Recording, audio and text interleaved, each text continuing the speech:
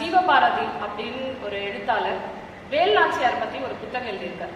அதில் அவர் ஒரு வேல்நாச்சியாருக்கு உதவுவது போல அவருடைய வெற்றிக்கு பின்புலமாக பிரிட்டிஷாரனுடைய படைத்தளத்துக்குள்ள உடல் முழுவதும் நெய்யை தடவிக்கிட்டு அந்த மொத்த அவங்களுடைய மிலிட்டரி ஃபோர்ஸையே இதுவாக்குற மாதிரி அவங்க தன்னையே பலி கொடுத்ததா ஒரு கற்பனை கதாபாத்திரம், குயிலின்ற கதாபாத்திரத்தை ஜீவபாரதி உருவாக்கியிருப்பார்.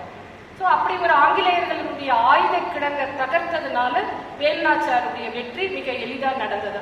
இது குயிலின்ற கதாபாத்திரத்தை உருவாக்குவதற்கு ஒரு எழுத்தாளருக்கு அனைத்து சுதந்திரமும் இருக்கு. ஏன்னா கதைக்குள்ள வேல்நாச்சியாரை அவர் முன்னிறுத்தணும், அவ்வளவுதான். அதுக்கான துணை கதாபாத்திரங்களை அவர் எத்தனை வேணா உருவாக்கலாம்.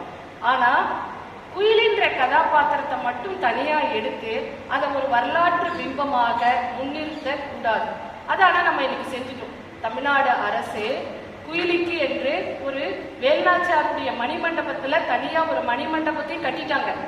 இப்ப செலவிக்கிறதுக்கு பணமும் ஒதுக்கிட்டாங்க.